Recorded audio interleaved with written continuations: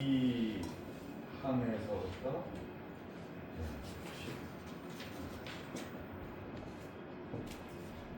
자, 우리 한 번씩 보겠습니다. 이제 잘 녹음되죠? 네. 자, 우리 처음에 지도, 지형 이렇게 해서 배웠습니다. 기억나죠? 네. 네. 그 다음에 두 번째 여기에서 여러 가지가 얘기가 있었지만 우리 외민의 일자는 10절로 되어 있는데 1절에 제일 먼저 뭐였어요? 일반 은총의 충분성, 일반 계시의 충분성이라고 되고 일반 계시의 충분성 이해되죠? 네. 장미석 이해되죠? 그 다음에 일반 은총의 일반 계시의 불충분성. 이것은 또 결국은 특별 계시의 필요성이 되는 거예요. 특별 계시의 필요성. 됐죠? 네. 특별 계시. 그 다음에 성경 기록의 필요성. 이 뭐예요? 성경 기록의 필요성. 시작. 보존하기 위해서, 그 다음에 더 많은 데를 전파하기 위해서, 그 다음에 우리가 부패해서 성경을 기록했다 이렇게 되어 있어요. 다 들어본 것 같죠? 네. 그 다음에 계시의 종결성.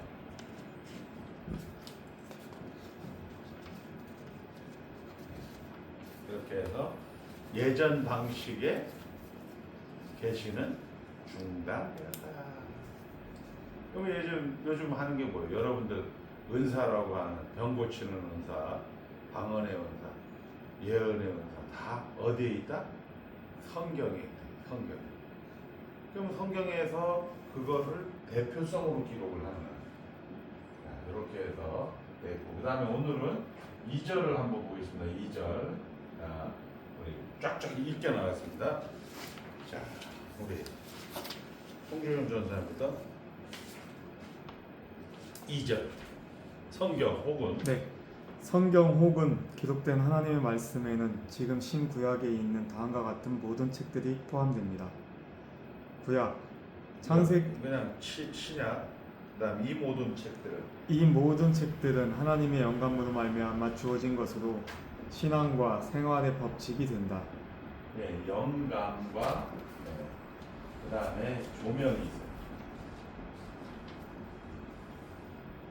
영감이라는 거 이제 우리가 이야기하는 성경의 영감은 우리가 성경의 원저자는 성령 하나님이죠.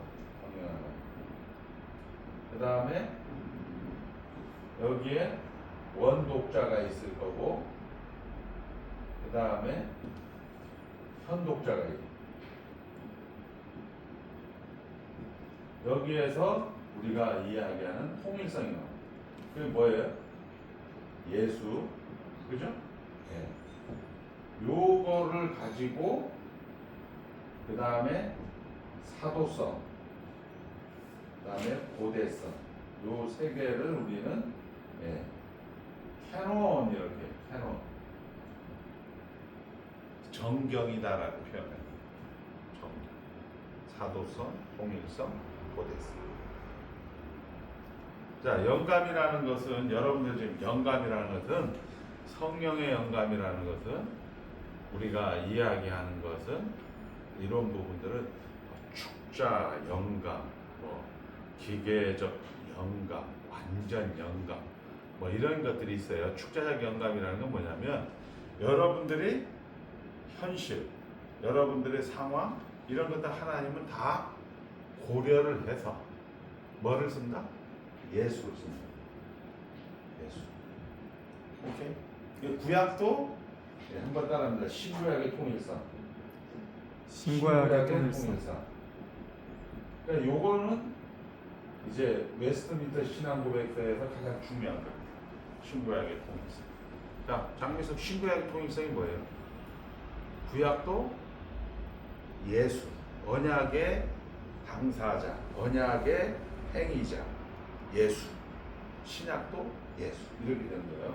자, 그 다음에 조명이라는 건 뭐냐면 여러분들 안에 성령 하나님이 있어요. 그 다음에 성경에 또 성령이 있어. 그러니까 이것이 이너 커넥션. 그러니까 안에서 서로 만난다는 거예요. 그러니까 여러분들이 이제 성경을 보다 보면 아 이렇게 해서 예수로 해석되고 그런 것들이 결국은 여러분들이 이제 인사이팅이라고 하는 조명이 되는 거예요. 그러니까 조명을 알려고 하면 원리를 알아요. 원리가 뭐예요? 목적이 예수라는 거죠. 자, 한번 따라합니다. 영감, 영감, 조명. 조명. 그러니까 영감은 우리가 성경을 쓸 때 영감이라고 하는 거고 여러분들이 설교를 하거나 성경을 읽을 때는 뭐? 조명. 네? 조명. 이렇게 여러분들 마음에 있는 성경을 딱 보고 팍 깨달아지는 거예요. 오케이? 네. 이해가 됐어요? 네. 네.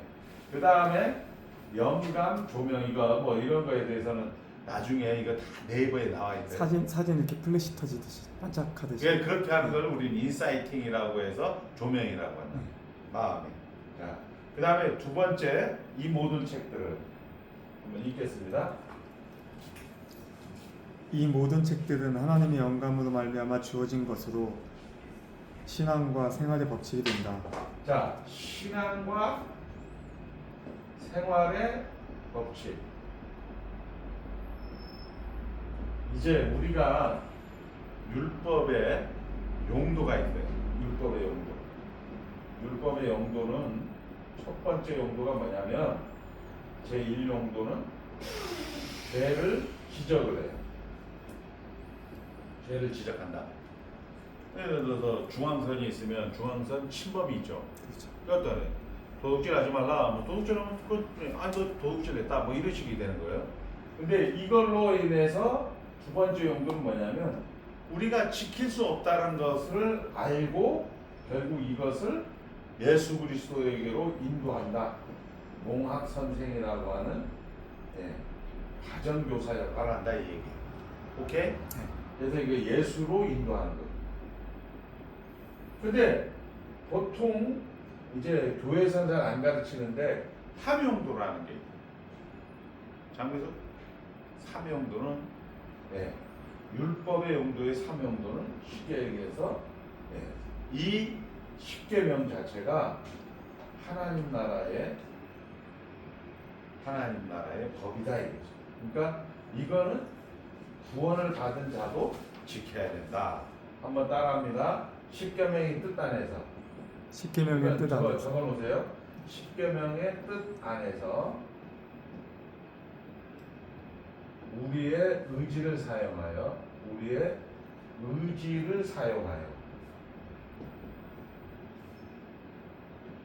하나님은 작정을 이루신다. 이게 여러분들이 이제 신앙이에요. 생활. 십계명의 뜻 안에서가 뭐예요? 십계명의 뜻 안에서 만족.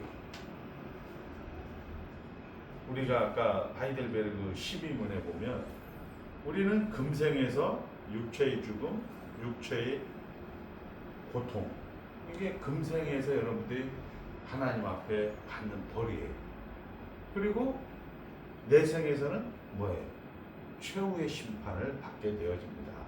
어떻게 하면 이 심판을 면하고 다시 예수 그리스도의 은혜를 받을 수 있습니까? 이렇게 됩니다. 그럼 거기 답은 뭐예요? 만족.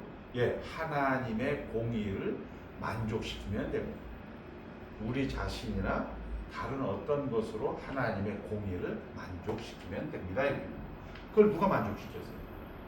예수가 만족시켰단 말이에요. 그러니까 구원이라는 것은 만족이다. 지금 오늘 여기서 우리가 살아가는 데서 만족이다. 근데 그 만족이 잘 안 돼. 그러니까 생명을 연장시킨다.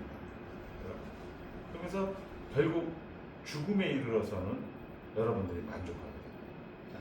그래서 한번 따라합니다. 십계명의 뜻 안에서 십계명의 뜻 안에서 우리의 의지를 사용하여 우리의 의지를 사용하여 하나님은 작정을 해주신다.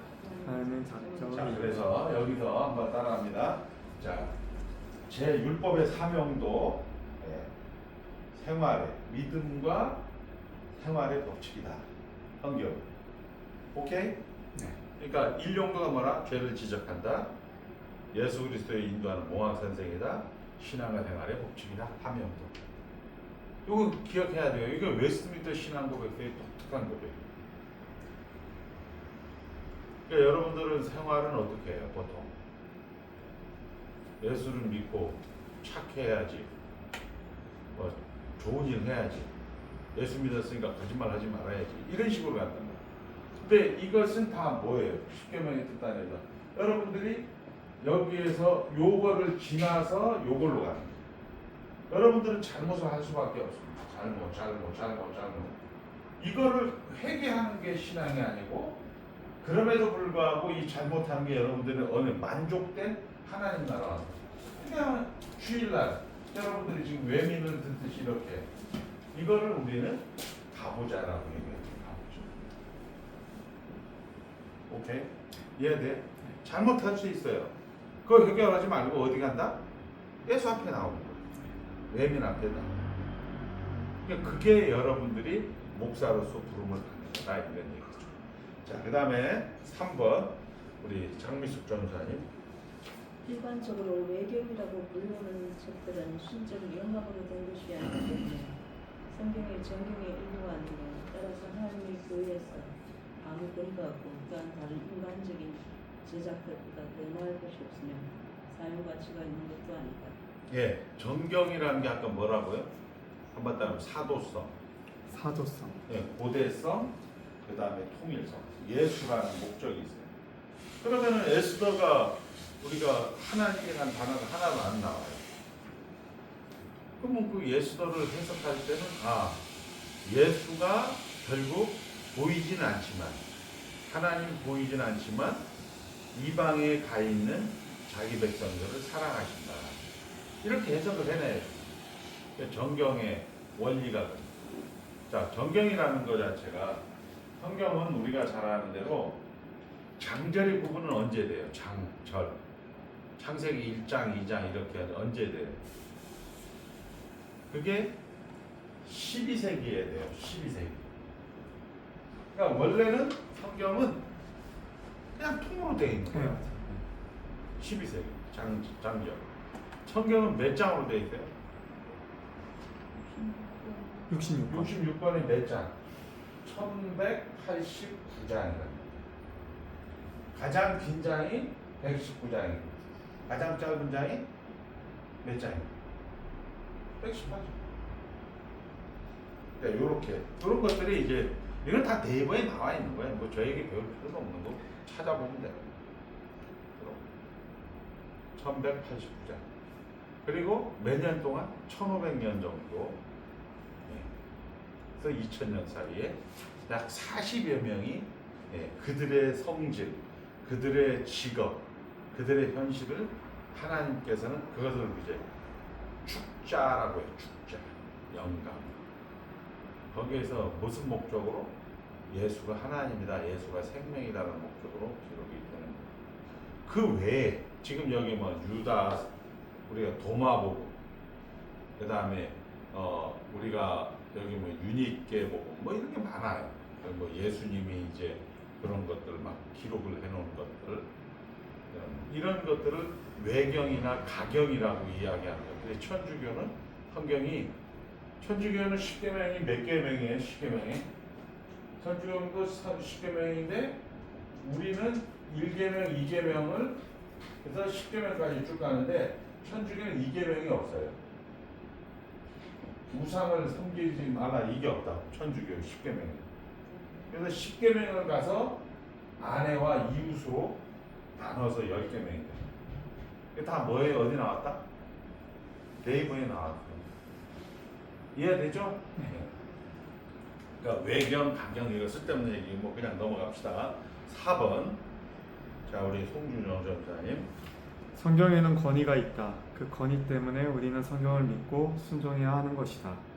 성경의 권위는 어떤 사람이나 교회의 증거에 의해 좌우되는 것이 아니고 그것의 저자이시오 진리 자체이신 하나님께 전적으로 달려 있다. 그러므로 우리가 성경의 권위를 받아들여야 하는 것은 그것이 하나님의 말씀이기 때문이다.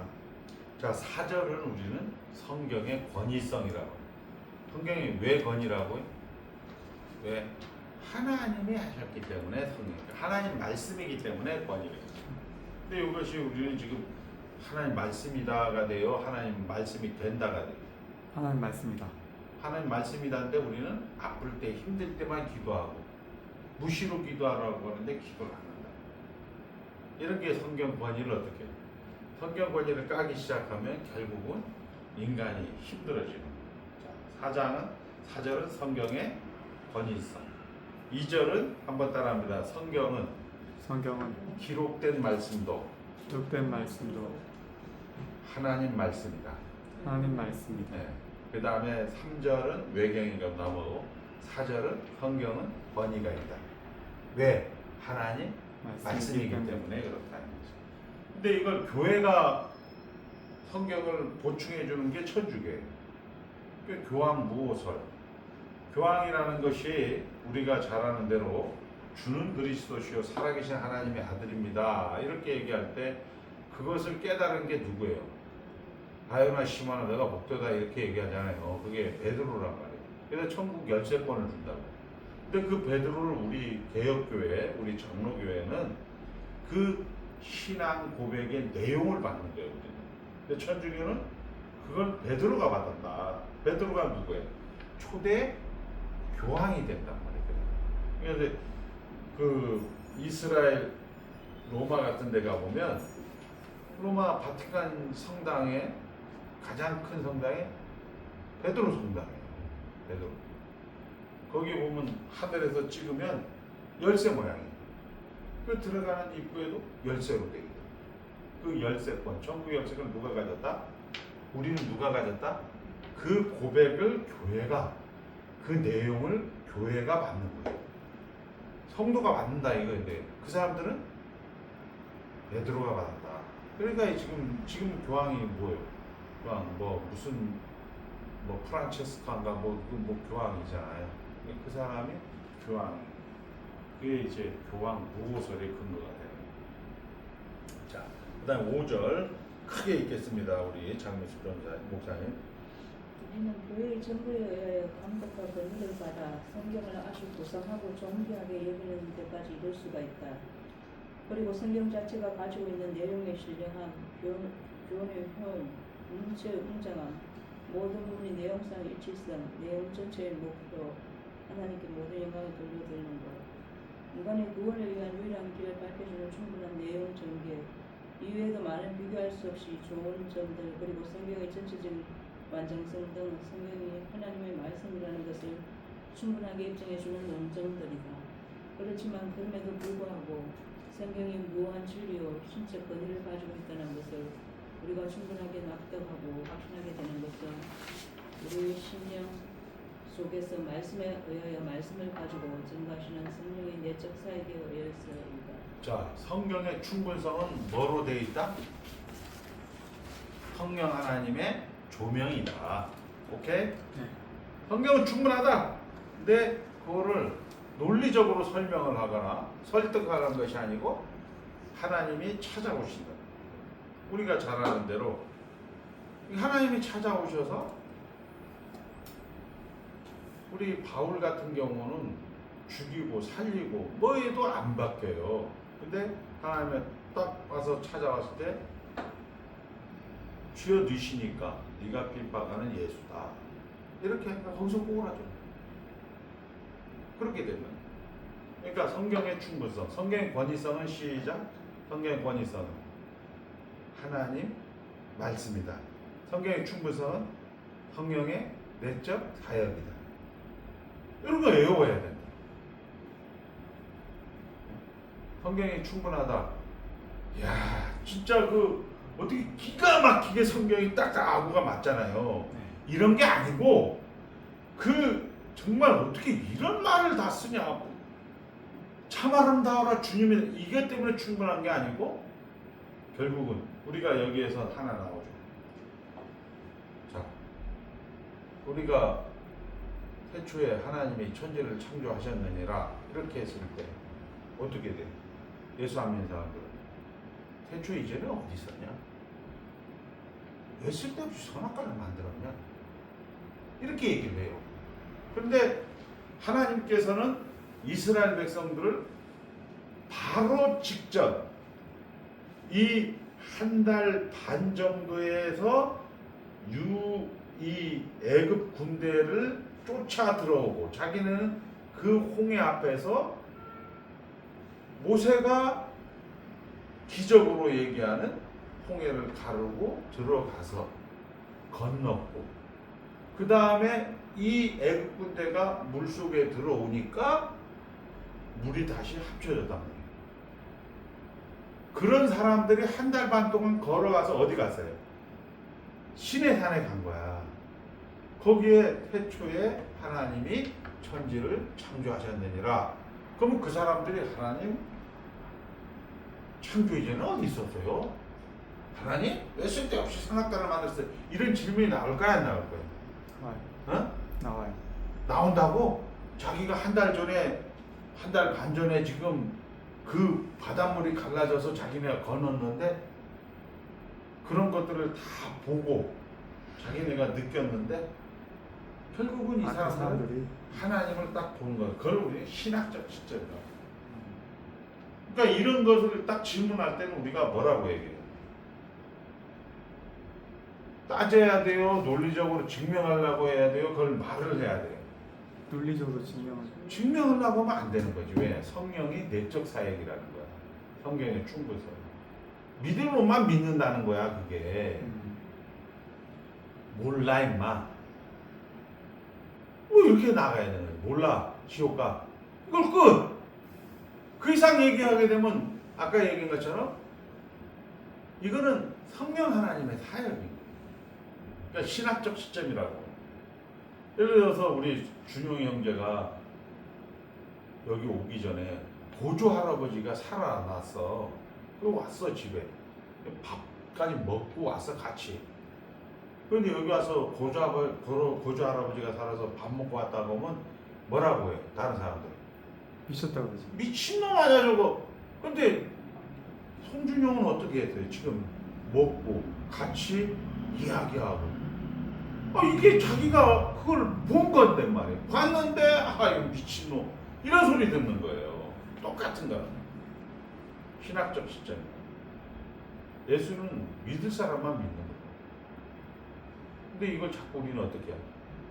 설명을 하려고 하고 증명을 하려고 하고 설득을 하고. 그렇죠. 성령 하나님이 깨닫게 해주시고 알게 해주셔야 우리가. 그렇죠. 그 성령 하나님이 해주는 것이 뭐냐? 말씀과 함께 하시는 성령 하나님. 믿음은 뭐에서 난다고? 들음에서. 들음에서 나요. 설득에서가 아니야. 맞습니다. 믿음은 그냥 몰라 임마! 하나님이 대장이야. 그냥 선포하고 그냥 던져내버리는 거예요. 근데 그걸 어떻게 해야 돼?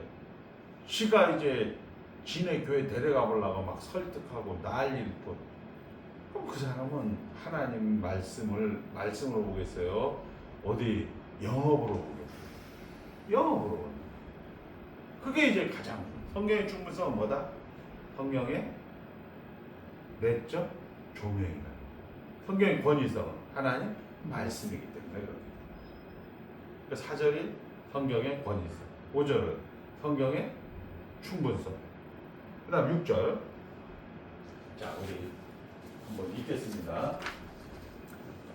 하나님 자신의 영광과 인간의 구원, 신앙과 생활에 필요한 모든 것에 관하여 하나님이 가지고 계시는 모든 계획은 성경에 분명하게 기록되어 있거나 아니면 선하고 적절한 추론에 의하여 필연적인 결론에 의해 성경에서 연역될 수 있다. 그러므로 이 성경에다 성령의 새로운 계시에 의해서든지 혹은 인간들의 전통에 의해서든지 아무것도 어느 때를 막론하고 더 첨가할 수 없다. 그러나 말씀으로 계시되어 있는 그러한 것들을 구원론적으로 이해하는 데는 하나님의 성령의 내적 조명이 필요하다는 것을 우리는 인정한다.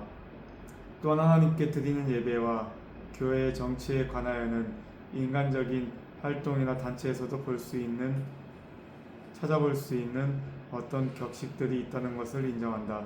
이러한 격식들은 반드시 준수되어야 하는 말씀의 일반적인 법칙들을 따라서 본성의 빛과 기독교인의 신중한 사려 분별에 의하여 정해져야 하는 것이다.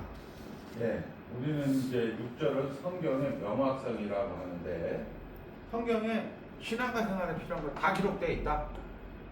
예? 그리고 우리의 모든 일상, 일정 다 기록되어 있다. 근데 그것을 해석할 수 있는 것은 뭐냐면, 자, 우리는 예수 믿지 않은 사람들은 어떻게 해요? A는 B다, B는 C다. 그러므로 A는 C다. 이렇게 해서 3단 논법이라고 하죠. 귀납법이라고 한단 말이에요. 귀납법. 근데 우리 성경은 그렇게 기록되는 게 아니고 어떻게 되냐? 한마디로 무슨 사람은 죽는다. 이렇게 성경에 기록되어 있어요. 그러면 장미숙이가 목사니까 이제 장미숙도 죽는다. 강영철도 죽는다. 이렇게 해석을 하는 것은 목사들의 몫이야. 그러니까 연역을 해요. 그러니까 장미숙도 죽는다. 강영철도. 그러므로 사람은 죽는다. 이게 세상 과학이라면 성경은 어떻게 되어 있다? 사람은 죽는다. 송준영도 죽는다. 장미숙. 원리가 있어요. 사람은 안 바뀐다. 왜 안 바뀌어? 근데 자꾸 헷갈린단 말이에요. 여러분들이 내가 말을 하면 안 바뀌어요. 사람은 아는데 그러면 그 안 바뀌는 사람이 잘못이면 내가 바뀌려고 그 사람을 노력하는 게 내가 병신이라는 거예요. 그걸 모른다라는 거예요. 성경. 송준영이가 예를 들어 어떤 문제가 어떤 뭐 습관이 어떤 그런 것이 있다. 그럼 뭐 어떻게 그거를? 그냥 그 사람 은사로 보고 그냥 가는 거야. 내가 바꿀 수가 없어요.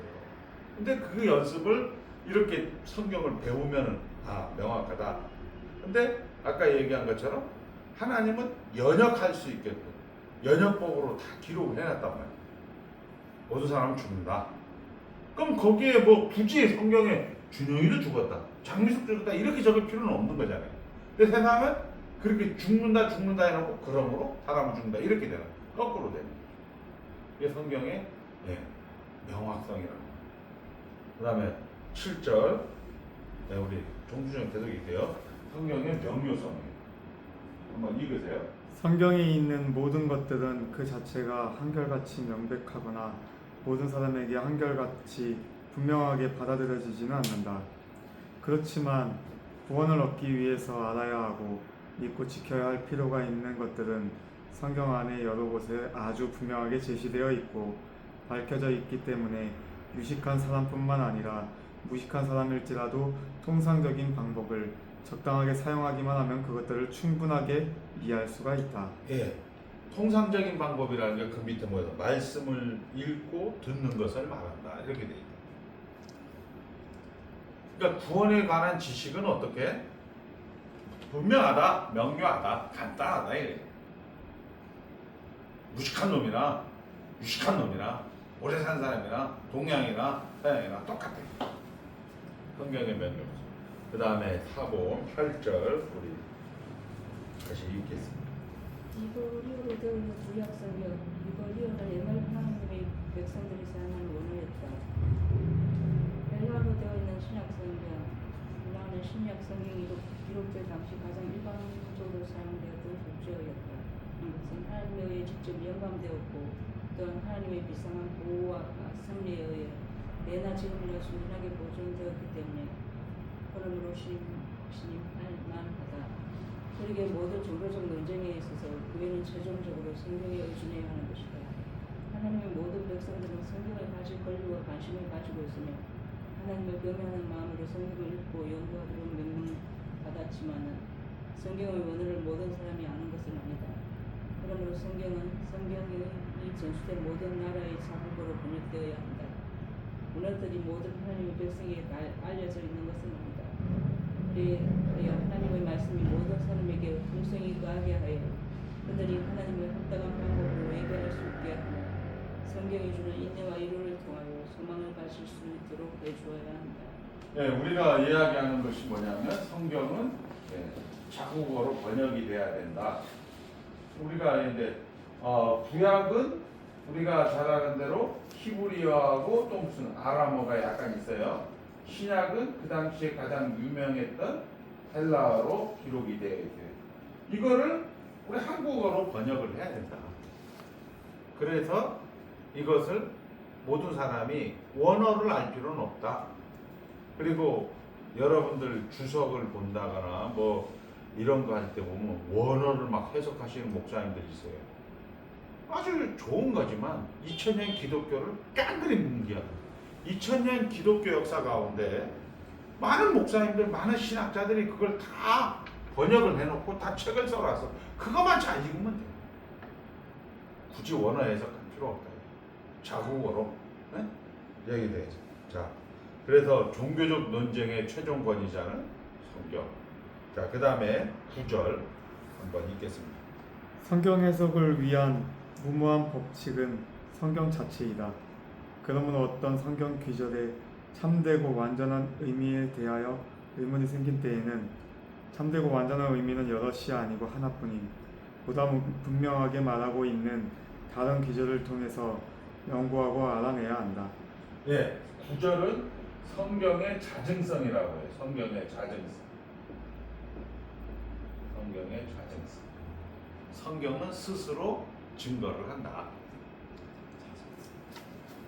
자, 그 다음 10절도 한번 읽겠습니다. 최고의 재판관은 성경에서 말씀하시는 성령 외에는 다른 아무도 될 수 없다. 이 재판관에 의하여 종교에 관한 모든 논쟁들이 결정되어야 하고 교회회의 모든 신주들과 고대 교부들의 학설들과 사람들의 교훈들과 거짓 영들이 검토되어야 하며 그의 판결에 우리는 순복해야 한다. 예, 여기에도 이제 우리가 교회의 논쟁, 교회의 회의, 카운슬이라고 하는데 이것들을 우리는 이제 최종 권위는 어디에 있다? 성경에 있다. 아니 목사님 다 성경을 보는데요. 그렇게 해서 그럼 어디로 가는 거예요? 일로 가는 거예요. 그래서 공통된 신앙 고백, 사도신경 뭐 이런 식으로 되는 거예요. 자, 그렇게 해서 우리가 이런 부분에 대해서 성경의 최고의 논쟁, 모든 논쟁의 최고의 결정은 성경이다. 이렇게 해서 성경의 자증성을 한번 더 얘기해 드리는 거고요. 자, 여기서 우리가 하나 좀 공부를 좀 하나 하고 넘어갑시다. 자, 성경이라는 것 자체가 이 종교개혁 당시에 지금 우리가 이 웨스트민스터 신앙고백은 종교개혁의 마지막 산물이에요. 가장 중요한 게 뭐냐? 성경으로 돌아가자. 이거를 우리는 리폼드라고 해요. 자,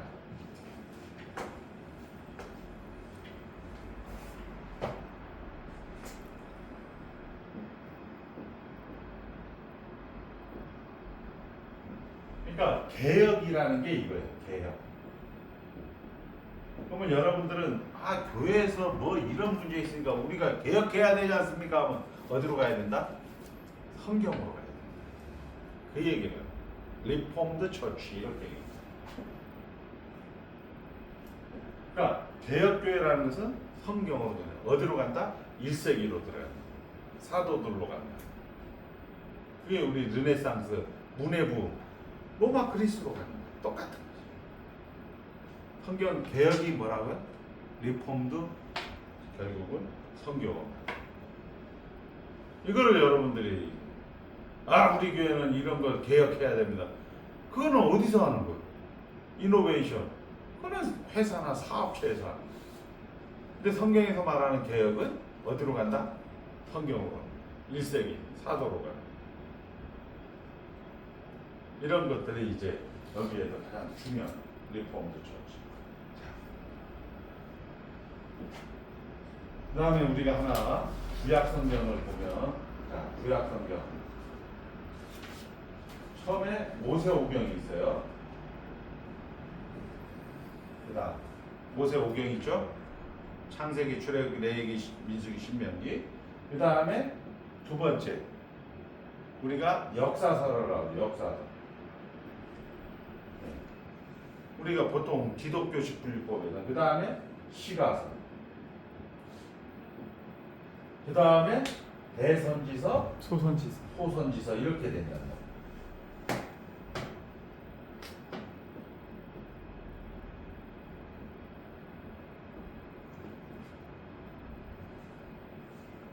근데 이건 이제 기독교식 분류법인데 이 기독교식 분류법이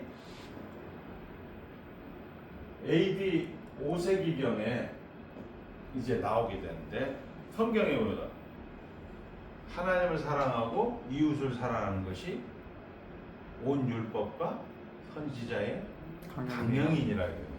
온 율법과 선지자의 강령. 결국 무슨 얘기냐? 율법은 역사서가 아니고 모세오경이고 이거는 이제 히브리식 구분법이에요. 이건 기독교식 구분이고 온 율법과 선지자가 처음에 모세오경 율법서 우리가 말하는 토라라고 해요. 토라.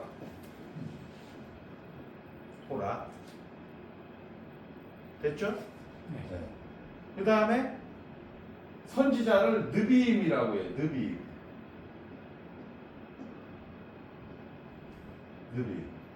자, 여기에서 우리가 얘기하는 대선지서, 소선지서 다 포함해서 우리가 얘기하는 전선지서, 한번 더 전선지서.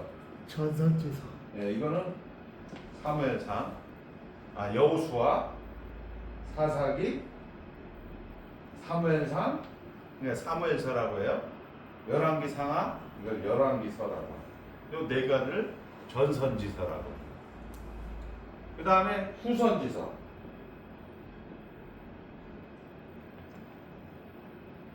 이사야. 그 다음에 에레미야. 그 다음에 에스겔. 그 다음에 소선지서. 그 나머지 케투빔이라고 해갖고 성문서라고 해요. 한번 따라합니다. 율법서, 율법서, 선지서, 선지서, 성문서. 성문서. 요거는 히브리식 분류법이에요. 우리 성경에서는 온 율법과 선지자의 강령이다 이 얘기야. 그 얘기. 그러면 우리가 율법서를 쉽게 얘기해서 학교 다닌다 원리를 배우는 성경의 원리는 뭐예요? 예수란 말이에요. 하나님이 주인이다. 하나님이 일하신다. 하나님이 주인이다. 하나님이 일하신다의 원리를 학교에서 율법서에서 가르쳐요. 그 다음에 선지서에서는 이게 직장 생활하는 것처럼 뭐 하나님의 주인인데 가끔 내가 주인일 때도 있어. 우리 한번 찾아보면 요거만 찾고 우리 끝냅시다. 자, 열왕기하 21장 10절. 왕하 21장 10절서부터 한번 보겠습니다. 여호와께서 그의 종 모든 선지자들을 통하여 말씀하여 이르시되 계속 읽으셔야죠. 유다 왕 므낫세가 그 가증한 일과 악을 행함이 그 전에 있던 아모리 사람들의 행위보다 더욱 심하였고 또 그들의 우상으로 유다를 범죄하게 하였도다. 그러므로 이스라엘의 하나님 여호와가 말하노니 내가 이제 예루살렘과 유다의 재앙을 내리리니 듣는 자마다 두 귀가 울리리라. 내가 사마리아를 잰 줄과 아합의 집을 다림 보던 줄을 예루살렘에 베풀고 또 사람이 그릇을 씻어 엎음같이. 그 외 문하세가 지옥 간 것 같아요, 천국 간 것 같아요. 거기서 보면 우리 준영이 형 지옥 간 것 같아요. 지옥 간 거예요. 자, 이게 지금 읽은 게 열왕기 하예요. 지옥 간 것 같아요. 자, 똑같은 내용이 역대하 33장 10절을 한번 보겠습니다. 역대하 33장 10절. 여호와께서 므낫세와 그의 백성에게 이르셨으나 그들이 듣지 아니하므로 계속 읽으세요. 여호와께서 다스로 왕의 군대 지휘관들이 와서 치게 하심에 그들이 므낫세를 사로잡고 쇠사슬로 결박하여 바벨론으로 끌고 간지라. 그가 환난을 당하여 그의 하나님 여호와께 간구하고 그의 조상들의 하나님 앞에 크게 겸손하여 기도하였으므로 하나님이 그의 기도를 받으시며 그의 간구를 들으시사 그가 예루살렘에 돌아와서 다시 왕위에 앉게 하심에 므낫세가 그제서야 여호와께서 하나님이신 줄을 알았더라. 자, 그러면 여기서는 천당 같아요, 지옥 같아요? 천국 같아요. 그럼 똑같은 문화세인데 어떤 데는 지옥같이 기하고 어떤 데는 천당같이 해야 돼. 요거는 직장 생활, 우리 준영이 형제같이. 예, 직장 생활할 때 돈 벌려고 이제 욕심이 있어. 자기가 주인이고 막 이지랄 할 때고, 이건 할머니 할아버지가 될 때야. 할머니 할아버지가 돼갖고 이제는 뭐 인생 뭐 별거 있냐 살아보니까 다 거기서 이게. 근데 이게 유대교가 가지고 있는 성경은 다 이거예요. 율법서, 선지서, 성문서 이렇게 돼 있다. 이건 성문서라고 그래. 이거는 선지서. 자, 한번 따라합니다. 율법서는 학교 다닌다. 율법서는 학교 다닌다.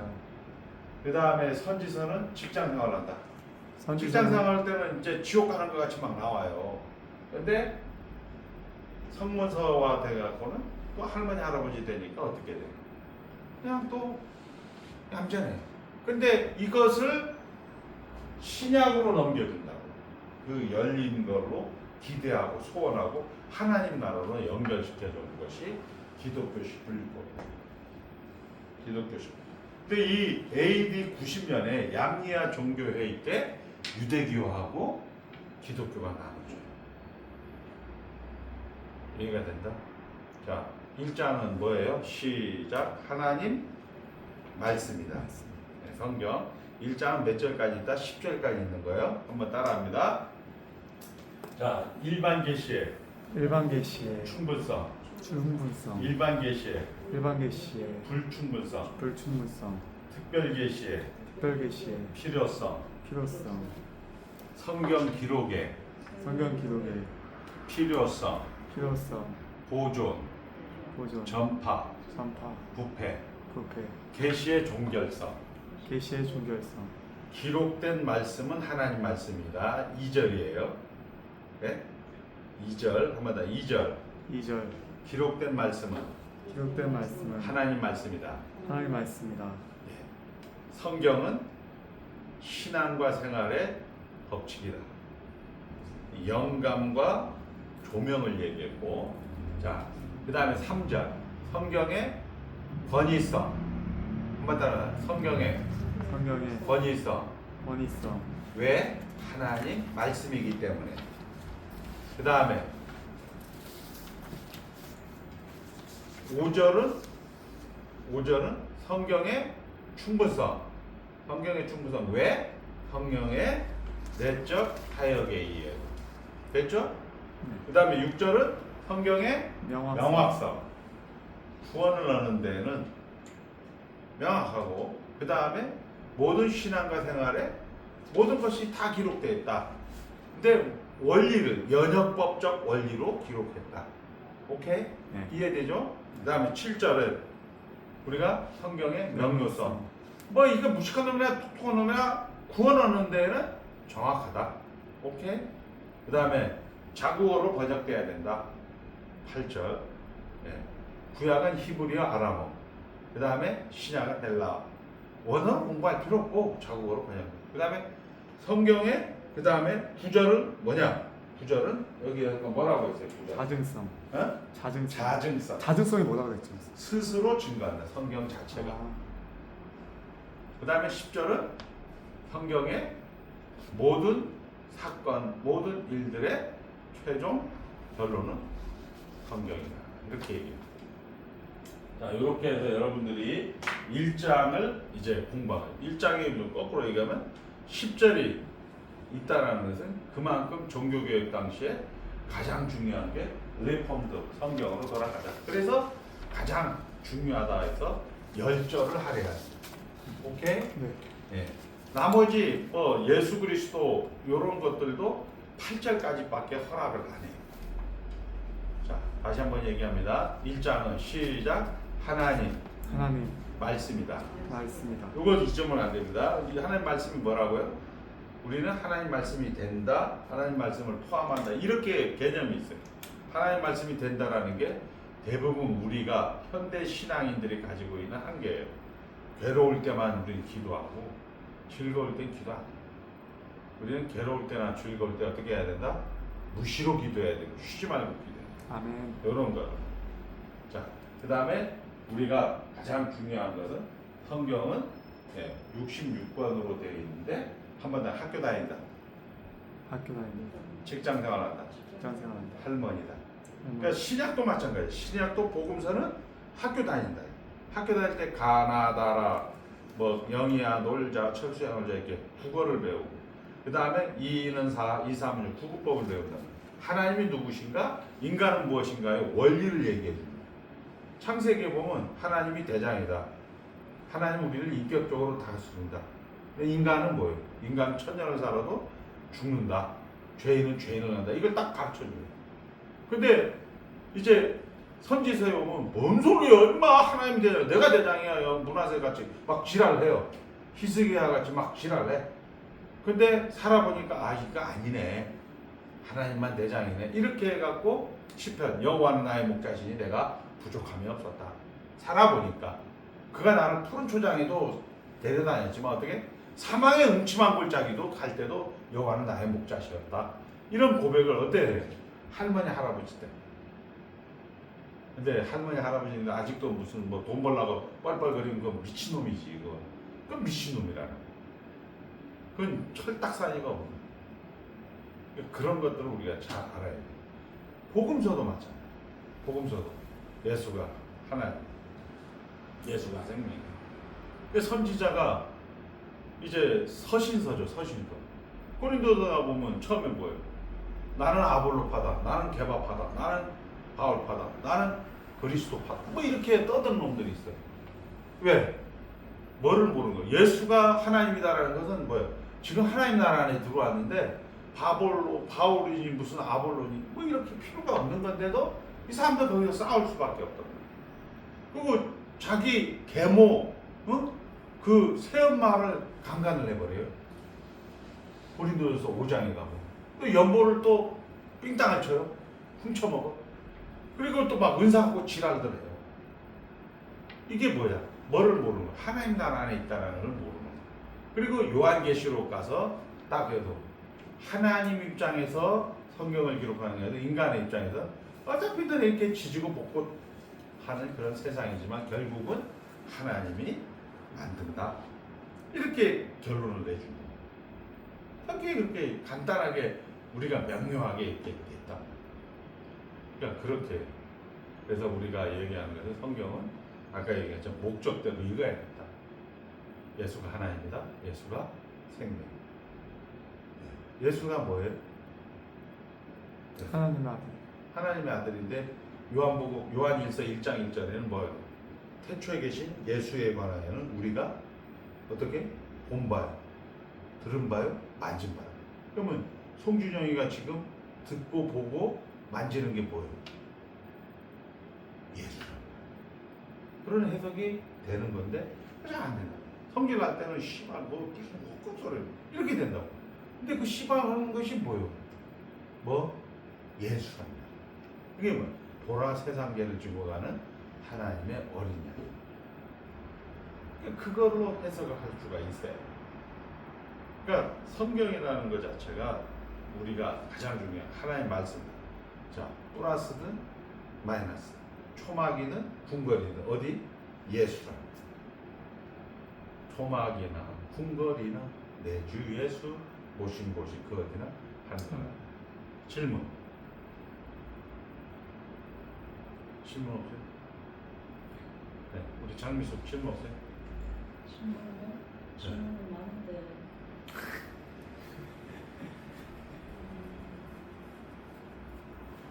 한번 얘기해봐요. 없죠? 종교 교육으로 그 외민 참 그때 저 딱 놀랍긴 놀랍네요. 어? 그때 이루어졌다 하는 게 놀랍긴 놀랍네요. 그렇죠. 네. 그러니까 송준영은 질문 없어요? 뭐 궁금한 거. 진짜 처음이라 뭘 질문해야 될지 근데 뭐 막 들어오니까 막 띵하죠. 이게 뭐야? 갑자기 이거 뭘 질문해야 될지 감각이 없습니다. 그러니까 이런 것들은 이제 하나님 말씀이다라고 딱 이야기하면 됩니다. 우리 송준영 선사님 기도하겠습니다. 하나님 아버지 감사합니다. 또 이렇게 강영철 학장님을 통하여 귀한 말씀을 주셨습니다.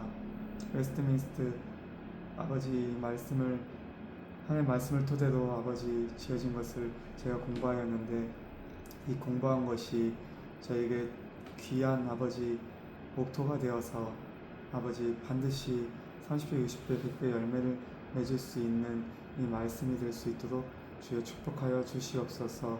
주님께서 함께 하실 줄 믿사옵고 나오며 살아계신 주 예수 그리스도 이름 받들어 기도 올려옵나이다. 아멘. 우리 저기 그 송준영 거 꺼버리시고 거기는 꼭